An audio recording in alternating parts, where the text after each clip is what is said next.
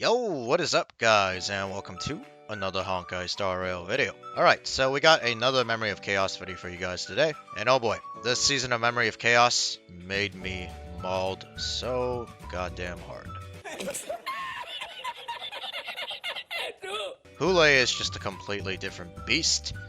My first couple of runs, I ran Akron on the first half, and then my Face Out on the second half. I did clear it, it just took 8 cycles in total.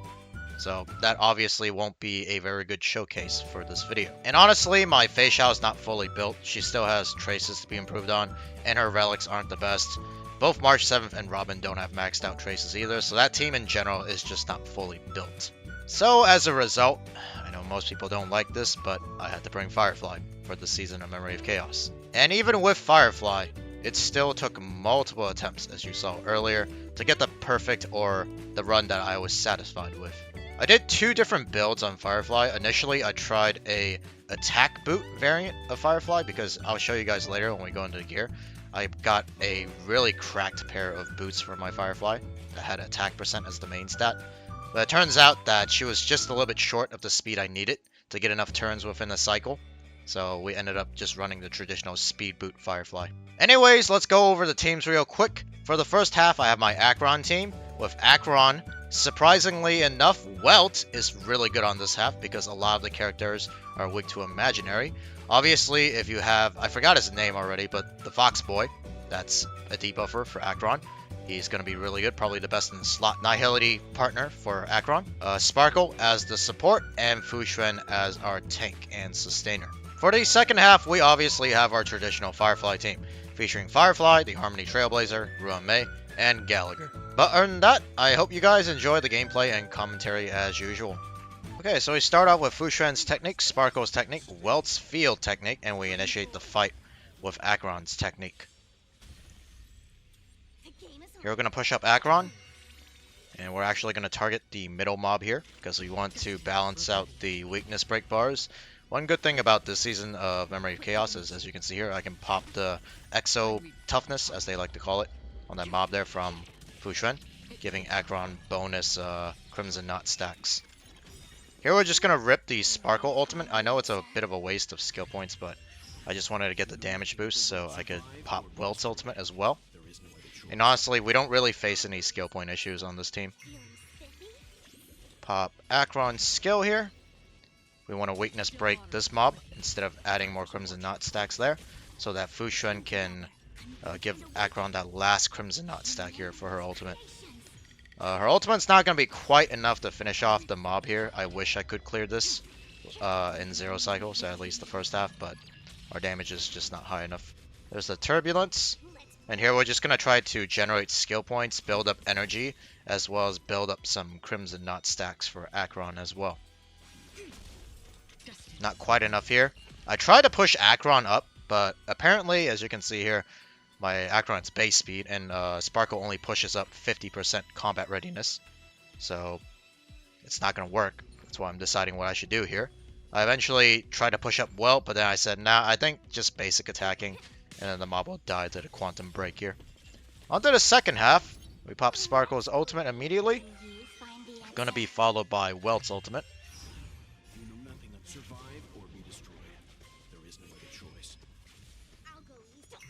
We push up Akron.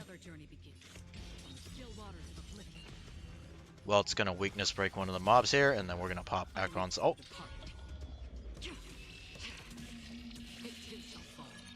Fair amount of damage. Fuxuan's going to break the Exo Toughness here for a extra Crimson Knot stack. We're going to once again push up Akron. Going to weakness break all of them, and that's going to pop that mechanic here where it does damage to all of them. Here I make a mistake. I was worried about skill points because I need to use Fuxuan's skill and Sparkle's skill here. So I went for the basic. Instead, I wasn't paying attention to Sparkle's energy bar, nor Fuxuan's here, because here I can't actually basic attack. I need to use the skill, and it's not enough energy for the ultimate. So kind of a rip. I missed out on a Crimson Knot stack there, basically. I should have skilled with Welt. That's what I meant to say. If I skilled there, I would have gotten the Crimson Knot stack, and we would have had enough skill points due to Sparkle's ultimate regardless. On to the second phase, we immediately pop Akron's ultimate. On top of that, Welt would have his ultimate here instead of having to rely on the aggro from the mobs. But I guess it ended up panning out well at the end, so just a minor misplay. Here we're going to weakness break one of the mobs here with Welt's bounce for his skill. I decided to go for a little bit of RNG here. We got lucky. The safe play would have been to go for the mob to the left because they had less weakness. We popped a skill here because I know that one instance of CC immunity is gone. And if we didn't, Sparkle would have been charmed or whatever hard CC is called there. And that would have probably bricked the run. So we had to skill there on Fushuan. And Welt's going to use a skill here. We're going to run out of skill points, but that's fine because Acheron will get her ultimate once this mob is weakness broken. Here, I don't know what I was thinking. I should have just popped Acheron's ultimate. I'm just like trying to think out any other plays I could make. But here's Acheron's ultimate. It's not going to be quite enough damage, but thanks to the mechanic, the pop damage goes, and there you go. That's the first half. On to the second half, we have Ruan Mei's technique, Trailblazer technique, and we initiate the fight with Firefly's technique. I did this run a lot of times, and I learned from my mistakes. Initially, I would just pop Ruan Mei's ultimate here for the extra damage boost, but I've learned that it's a pretty big factor when it comes to the amount of break damage Firefly can deal, and you need that break damage on the second phase for Hule. So I just decided from here on out, I was going to save Ruan Mei's ultimate because the uptime is only 2 turns compared to something like her skill, which is 3 turns. And I still misplayed a little bit on the second half, you'll see shortly, but definitely, for sure, if you have Ruan Mei, it's probably, if you can clear these 2 mobs without the extra pen resist, or what do you call it, all type resist, you should save Ruan Mei's ultimate here for the second half. And that is the first wave. On to the second half. Now we're going to pop Ruan Mei's ultimate and Gallagher's ultimate.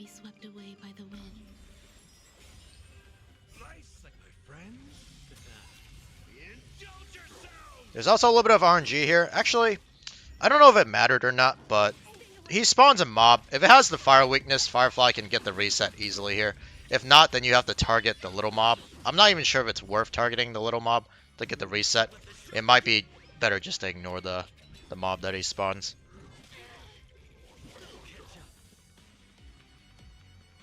And then here we're actually going to use Ruan Mei's skill.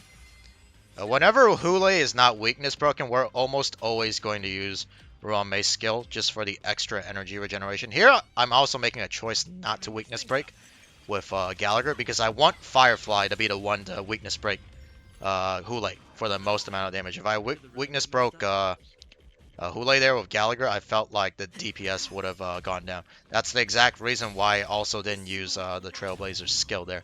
I just want to save all the weakness breaking for Firefly. So she gets the reset here. And we're not going to quite kill, but it's 1% HP. The next character is going to finish him off anyways, or push him into the next phase. I believe, what do you call it? I make a mistake here. I should have saved Ruan Mei's ultimate. It's a little bit energy inefficient, but since her ultimate works like her skill, whenever she takes her turn, it reduces the countdown of her ultimate by 1 turn. I should have waited for her to use her basic there to push Hule into the next phase, and then used her ultimate.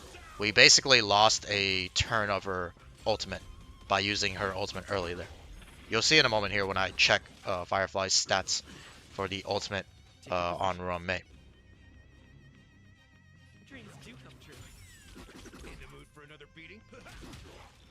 As you can see here, we're going to skill, even though we have the skill up still. I want as much energy regeneration. Here, we're checking to see if Ruan Mei's field on her ultimate is up. It is not. So that is why we're going to use these Firefly's E here, but we're not going to ult. We're going to save the ultimate. Now Ruan Mei has her ultimate up, and we're going to pop it. Every petal, all will be swept away by the wind.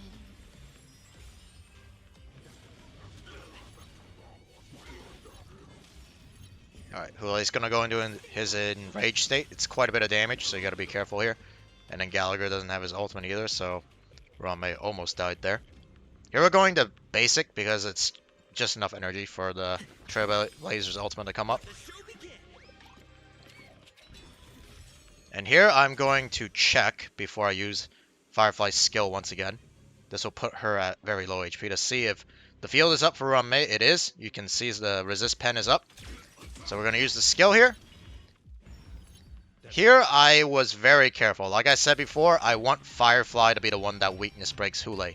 Not only for more damage, but also so she can get the reset. So instead, we just go for the skill here. I check. I know the ultimate's not going to be quite enough to weakness break him. We immediately pop Firefly's ultimate here. And then Firefly is going to weakness break. And I get the reset. Hule's almost dead here. Gallagher, luckily, has just enough damage to finish him off. And there you go. We did it. We finish off this MOC within 3 cycles. Alright, let me go over my characters and their gear real quick. Starting off with Acheron. These are her stats. Lycone is her signature Lycone at S1. Traces are maxed out, except for the basic attack. Relics.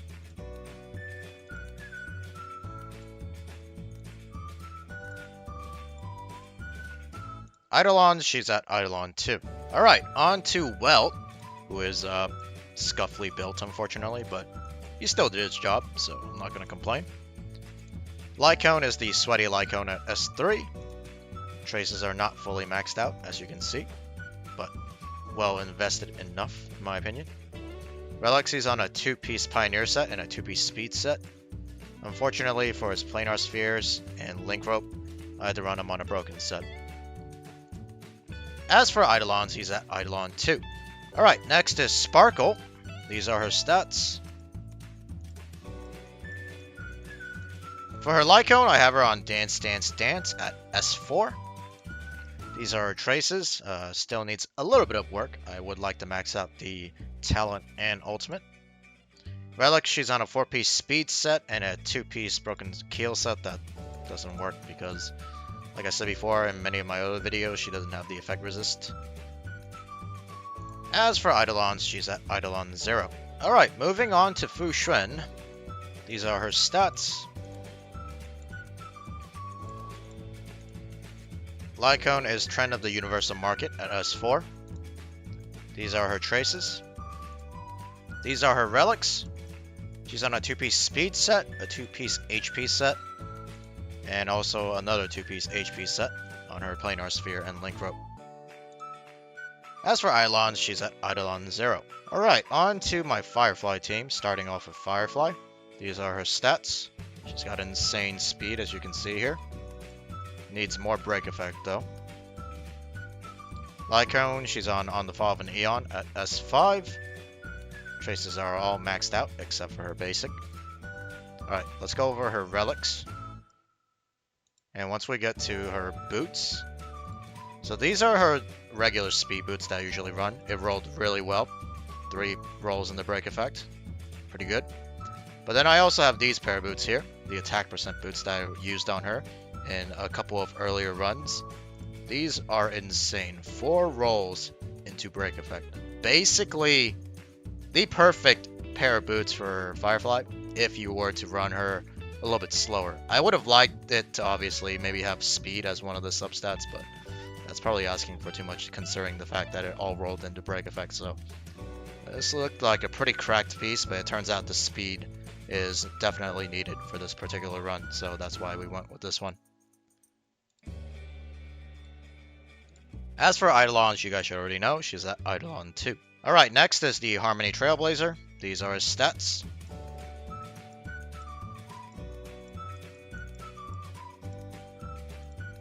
Lycone is Memories of the Past at S3. These are his traces. Could use a little bit more work, mostly for the ultimate. That's pretty much it. As for relics, he's on a 4-piece Watchmaker set and a 2-piece Talia Kingdom of the Banditry set. The relics are pretty cracked, I will admit that here. They're pretty solid. Especially this piece, 10 speed. Did this roll perfectly?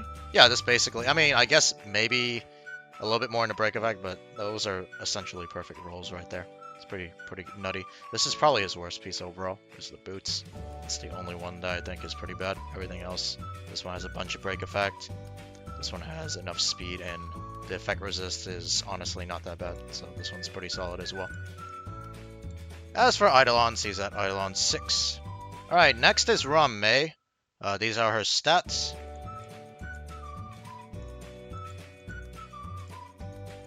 Lycone, I actually swapped her to my second Dance. This one's only an S1, but I believe it actually did make a difference on the second half. It pushed up my Firefly in certain scenarios to where she actually got a turn within the cycle. So I think if I had this at an even higher superimposition level, it'd probably be more consistent overall. But it did definitely provide some help. These are her traces, basically maxed out at this point.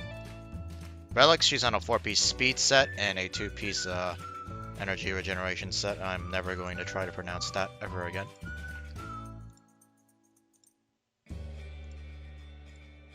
As for Eidolon, she's at Eidolon 0.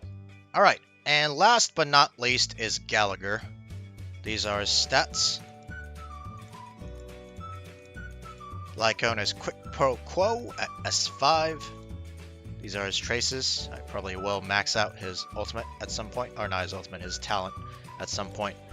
For a 4-star character, he is absolutely amazing. These are his relics. 4-piece speed set and a 2-piece speed and break effect set. This set here, the Forge set, I'm just going to call it that. As for Eidolon, he's at Eidolon 6. Okay guys, well that's going to be it for this Honkai Star Rail video. If you guys enjoyed the video, please make sure to leave a like and subscribe. Other than that, I'll see you guys in my next Honkai Star Rail video. Until then, take care, and peace.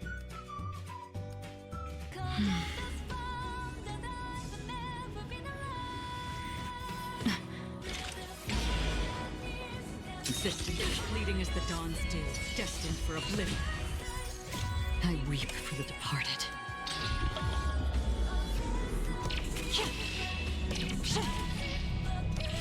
Dusk springs, it too shall fall.